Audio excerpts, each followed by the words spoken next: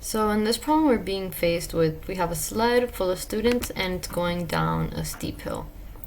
And we're being asked to find the correct equation for the acceleration of the boy in the direction parallel to the plane is what? So we're trying to find the equation for the acceleration in this case. So before we get into that, we have to try to see which are the forces at play in this problem. So let's try to see the first forces.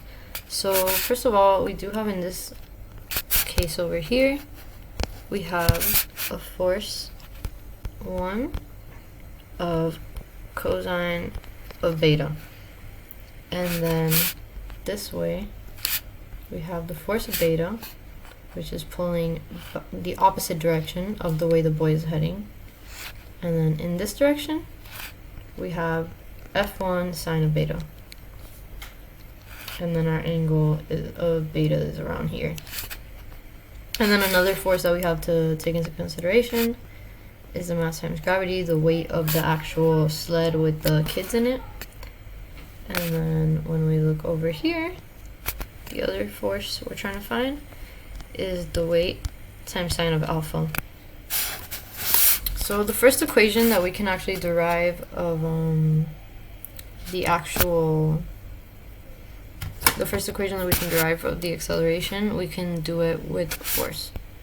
So by taking into account the net forces, we know that the forces at play are mg sine of alpha minus the absolute of f1 times sine of beta. And we can actually convert this, since we know that force is equal to mass times acceleration. We can equate this to the equation that we already derived. mg sine of alpha minus f1 sine of beta.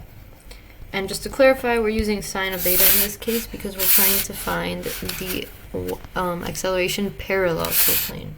So we're trying to find it in this direction, matching the direction that the plane is. So now that we have this equation more simplified, and now we know that we can divide this whole equation by the mass and cancel out these values. So we're going to be left with the acceleration is equal to g sine of alpha minus f1 over m sine of beta. And that's our acceleration, that's the equation.